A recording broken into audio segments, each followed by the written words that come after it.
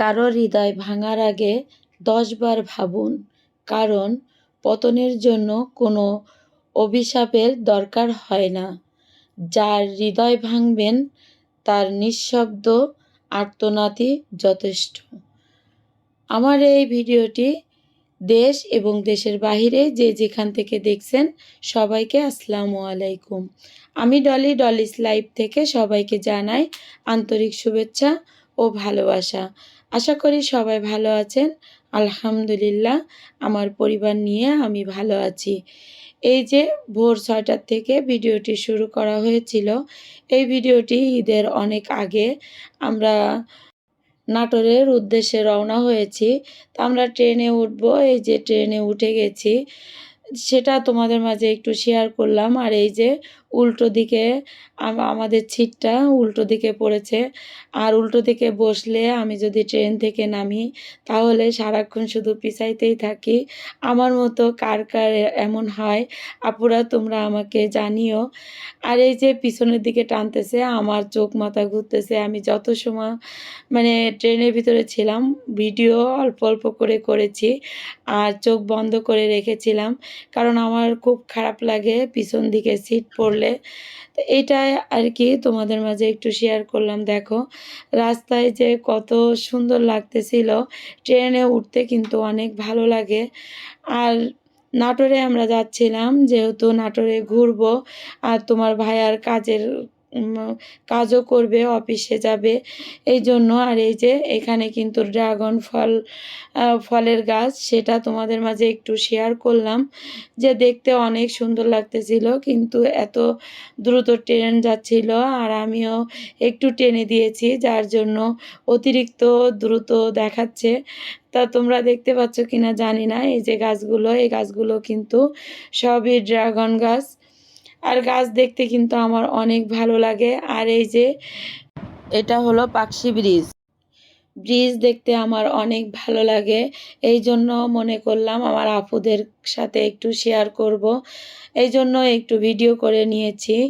তো আমার কাছে তো ব্রিজ অনেক ভালো লাগে। আপু, তোমাদের কার কার ভালো লাগে অবশ্যই কমেন্টে জানিও।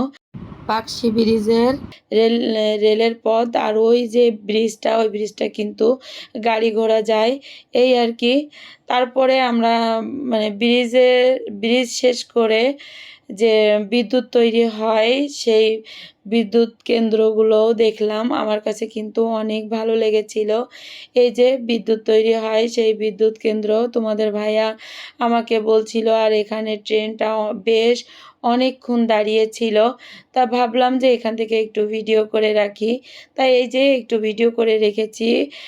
আপু ভাইয়া আন্টিরা, তোমাদের কাছে কেমন লেগেছে অবশ্যই কমেন্টে জানাবে। আর এইটা কে কে দেখেছো আমাকে অবশ্যই কমেন্টে জানাবে। আমি বেশ কয়েকবার এই রাস্তা দিয়ে গিয়েছি, যাওয়ার পরে দেখেছি। আর এর ভিতরে আমি প্রতিদিন যেটা আমার আপু ভাইয়া আন্টিদের কাছে চেয়ে নিই, সেটা আমি চেয়ে নিচ্ছি। আমার ভিডিওটি যদি আপনাদের কাছে ভালো লেগে যায় প্লিজ লাইক কমেন্ট করতে ভুলবেন না। আর যদি এই ধরনের লাইফস্টাইল ব্লগ দেখতে চান, চাইলে চ্যানেলটিকে সাবস্ক্রাইব করে পাশে থাকা বেল আইকন অল অপশনটি সিলেক্ট করে রাখবেন। এতে করে আমি যখন নতুন কোনো ভিডিও আপলোড করব সঙ্গে সঙ্গে নোটিফিকেশন চলে যাবে আপনার মোবাইলে। সুযোগ বুঝে আপনি সেটা দেখে নিতে পারবেন। আর যারা এই কাজ করে আমাকে প্রতিনিয়ত সাপোর্ট করে যাচ্ছেন তাদেরকে অসংখ্য ধন্যবাদ।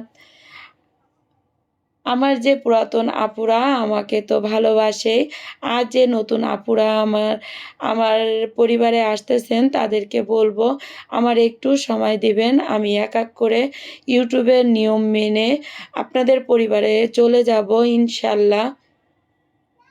তো দেখো আমি এই যে বিদ্যুৎ কেন্দ্রটা কিন্তু যতদূর পেরেছি তোমাদেরকে দেখানোর চেষ্টা করেছি। আর এখান থেকে কিন্তু আমরা নাটোরে যাচ্ছিলাম। নাটোরের কাঁচাগোল্লা তো খেয়েছি, সেটা কিন্তু তোমাদের ভিডিওতে দেখাতে পারিনি। আর আমি ভয়েস দিতে গেলে আমার গলা কেমন যেন আটকে আসে, কি জন্য এরকম হচ্ছে জানি না। তবে দোয়া করো, আল্লাহর রহমতে ইনশাল্লাহ একদিন সুস্থ হয়ে যাব, ভালো হয়ে যাব। এই আশা নিয়েই কিন্তু তোমাদের সাথে এই ভয়েস দিয়ে ভিডিওটি করতেছি। আর এই যে আমরা কিন্তু ট্রেন থেকে নেমেও পড়েছি। নেমে আমরা এবার হোটেলে উঠব। যে হোটেলে উঠব সেটা তো অবশ্যই তোমাদেরকে দেখাবো। আর কোন কোন জায়গায় গিয়েছি সেটাও তোমাদের দেখাবো, তোমরা দেখতে পাবে।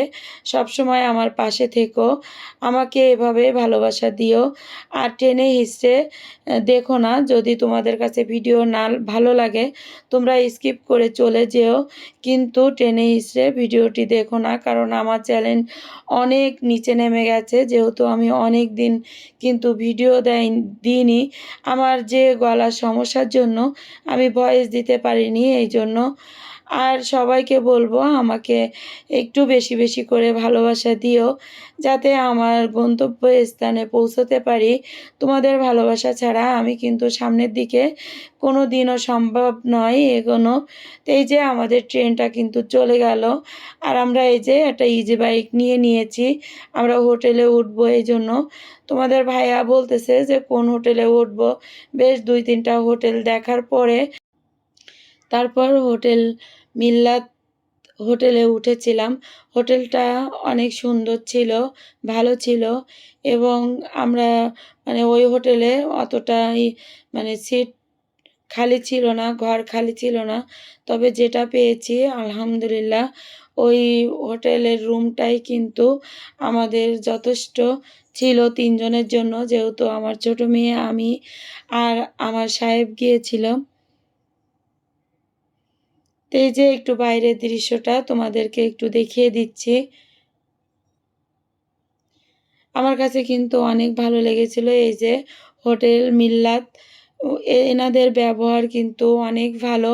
আর সবসময় আমাদেরকে জিজ্ঞেস করেছে কোনটা লাগবে, কি প্রয়োজন, কোথাও যাব কিনা, কিংবা কোনো জায়গায় কোনো কিছু সমস্যা হচ্ছে কিনা, সব কিছুই কিন্তু আমাদের কাছে সুন্দর করে ওরা জিজ্ঞেস করতো। আমরা বলতাম না ভাইয়া ঠিক আছে।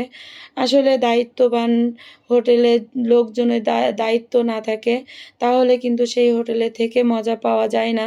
তবে এই হোটেলে আসলে অনেক সুন্দর মানে এরা সার্ভিস দিয়েছে আমাদের। তা তোমাদের ভাইয়াও ওই যে মানে হোটেল বুক করতেছে, যে মানে নিয়মকানুন মেনে চলতে হয় সেটাই আর কি। তা আমরা হোটেলে উঠে ফ্রেশ হয়ে তারপরে কিন্তু আমরা ঘুরতে বের হয়ে গেছি। এবার যাব আমরা যেখানে যেখানে তোমাদের ভাইয়া নিয়ে যেতে চায় সেখানে।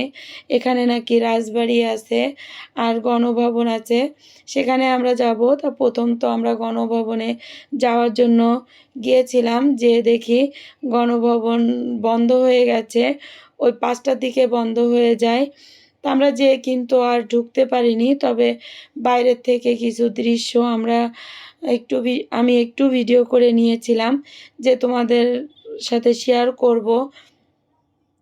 পরে কিন্তু আমরা পরের দিন আবার গেছি, যেদিন আমরা চলে আসব সেদিন সকাল সকাল যেয়ে ভিতরে দেখে তারপরে কিন্তু আমরা রওনা দিয়েছিলাম কক্সবাজারের উদ্দেশ্যে।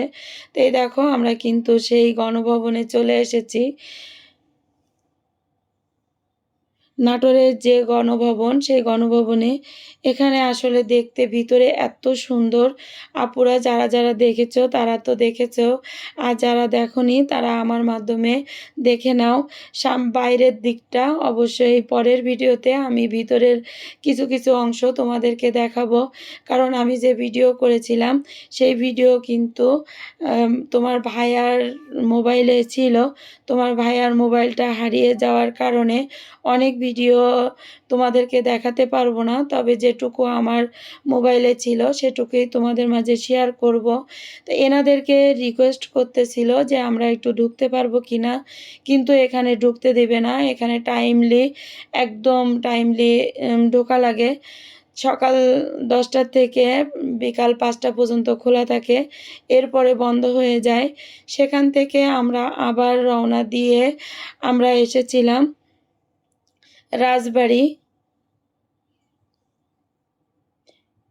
তো এই যে গণভবন তোমাদেরকে একটু দেখিয়ে দিচ্ছি বাইরের দৃশ্য আর কি।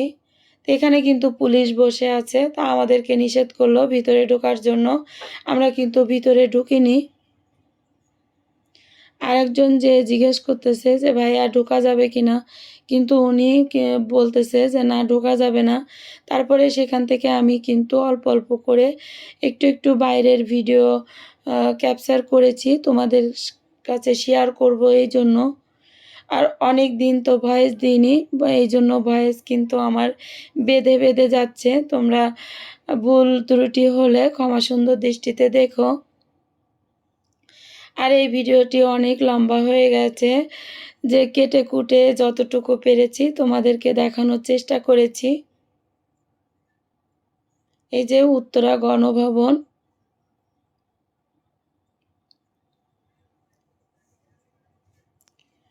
তা আমি বাইরের এই দৃশ্যগুলো দেখে আমার তো মনে হচ্ছিল ভিতরে কতই না সুন্দর, কিন্তু আসলে ভিতরে কিন্তু অনেক সুন্দর ছিল। আমি পরে গিয়েছি, পরের দিন সেটাও তোমাদের মাঝে শেয়ার করব।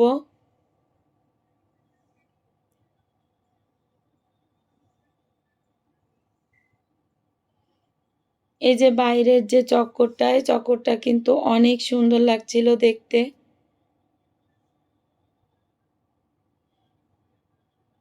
আমার যে নতুন নতুন আপুরা আসতেছে, প্লিজ আপুরা তোমরা সাবস্ক্রাইব তুলে নিয়ে চলে যাচ্ছ, আমি দেখতেছি, কিন্তু আমার একটু সময় দাও। ইউটিউব অনুযায়ী আমি অবশ্যই তোমাদের পরিবারে চলে যাব।